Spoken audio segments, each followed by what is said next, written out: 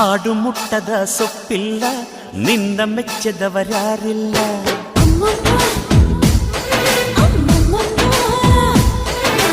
ಜೇನಿಗಿಂತ ಸಿಹಿ ಬೇರಿಲ್ಲ ನಿನ್ನ ಮುದ್ದಿಗಿಂತ ಸಿಹಿ ಬೇಕಿಲ್ಲ.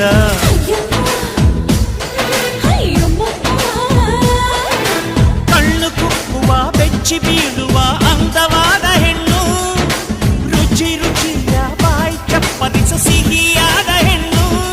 ಅಯ್ಯ ತಿಂದು ತೇಗಿದರು ಆಸೆ ತೀರದ ಪಂಚಾಮೃತ ಇವಳು.